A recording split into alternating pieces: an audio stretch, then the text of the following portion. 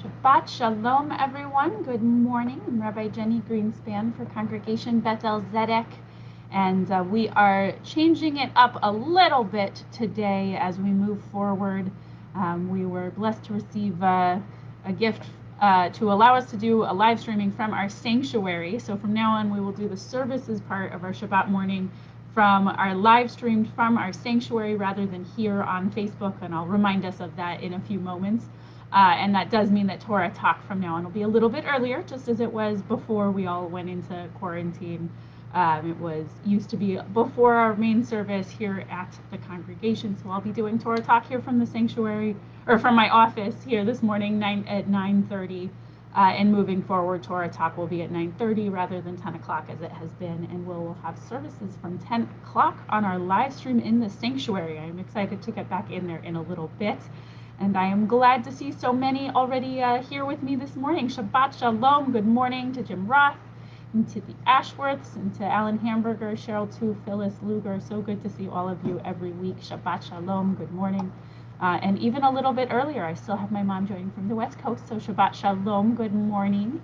And this morning we will be, if you have the copy either of a physical Eitz Chaim or you've downloaded the PDF from our website, I am on page 981 to start, and then I'll be going to 982 in just a few moments, the opening verses of the new book that we are on. We are now on the fifth and final book of the Torah for our year's cycle. We are now into the book of Devarim in Hebrew, or Deuteronomy in the English Greek, as it were. So we are starting a new book, and this book, just to give some context, takes place right in between the end of the book of Numbers and what happens next. And it's a kind of a shift right in between. The Greek really means the second law, or the second giving. The Hebrew just means the words, the things. And it starts with Ele Devarim Asher Diber Moshe al Kol Yisrael be'ever hayarden b'midbar ba'arva mul suf bein paran uvein tofel levan behatzerot v'di zahav. These are the words. This is what Moses said between on the other side of the Jordan, right before they cross into the land of Israel, the promised land, which they actually won't get to in the Torah. We're going to stop and start over at Bereshit, rather than moving into the book of Joshua, which is understood to be the first book of the prophets, and actually does continue the story. So if you want to continue the story that we left off with from the end of book of Numbers, you should read through the book of Joshua. It's a wonderful book to keep going and keep reading our Tanakh into the prophet section. But today we are starting Deuteronomy, or Moses's swan song, as many have called it, because now we have shifted rather from a third-person narrator telling us what is going on and telling us about God's interaction with Moses and with the Jewish people. We instead shift to Moses being the primary speaker. And which is interesting. I'm not going to spend a lot of time on it, but it's worth noting that there was more than once in Exodus when we first met Moses that he said he's not a good speaker. We're not really sure what that meant, but that he is slow of tongue and has some kind of problem with his mouth. And yet here he speaks this whole book, which I think tells us something important about the leader stepping up and overcoming whatever difficulty he had to share the story of the people. And there's one particular verse that I found fascinating this morning, almost a little bit personally attacked in our current situation. So go ahead and turn, if you are following with me in a Chumash, on page 982, Deuteronomy chapter 1, verse 6. Adonai Eloheinu diber eleinu bechorev lemor rav lachem shevet bahar hazeh. And Adonai, our God, spoke to us at Horeb, saying, "You have stayed too long at this mountain." So God at Horeb, which is understood to be another name for Sinai, God spoke to the people and said, "You've been sitting in one place for too long." Which I think feels a little bit harsh right now, when most of us have been sitting in one place in more than we often do, and feeling like we've been stuck in one physical location for too long. And it feels a little bit odd to have God coming in and saying, "You've been sitting in one place for too long." And yet, want to say that I don't think this is actually the physical thing. Because if we were saying physical space of Mount Horeb, they've been sitting there too long, then God would in fact not have made them wander in the desert for 40 years. They are actually only at Horeb for 11 days, and yet God is saying you've been in one place for too long. 11 days out of 40 years is not that much time. And for us, when we are now past, I believe, our 4th month of our quarantining and sheltering in place in order to try to help calm the spread of this virus, we also know that 11 days is not that much and might not even feel all that distinct from one another anymore. So I don't know that it's truly a physical place, that they have spent too much time in one physical place. I also know that there are many people, as they are spiritually seeking, are constantly moving and yet find themselves constantly with the same emotional or psychological issue. So I wonder if that's really what God is saying to the people. Because we said at Horeb, at Sinai, they have sat too long. They have spent too much time learning about and not actually trying to go out and do.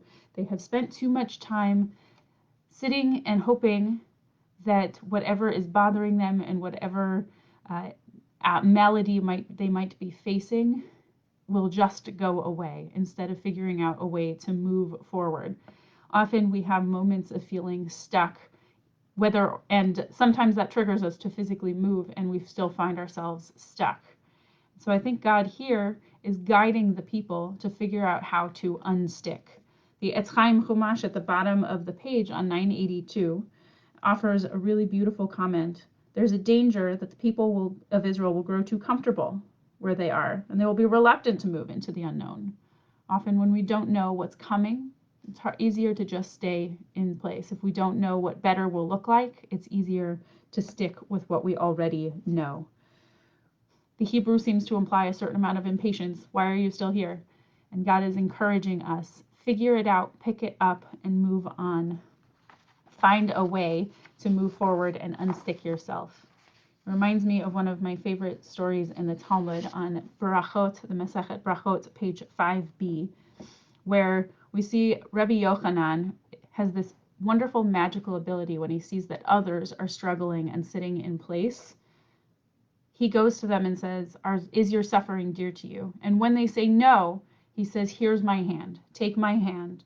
And with his hand, he heals the other person, and they're able to get up and move forward into the next step of their lives. And yet when he himself finds himself sick, he can't do it for himself.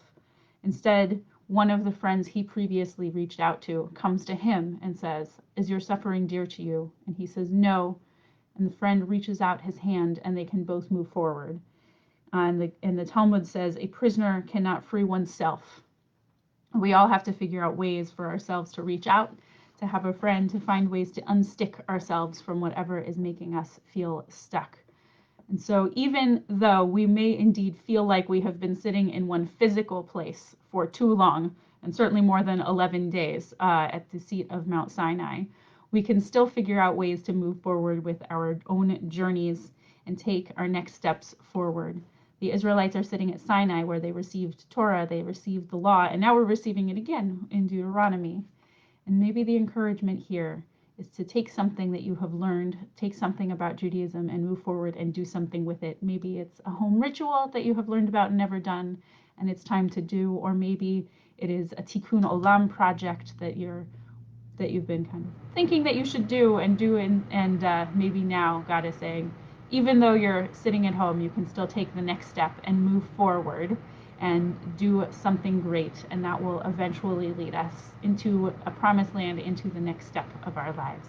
So Shabbat Shalom. Thank you all for joining me.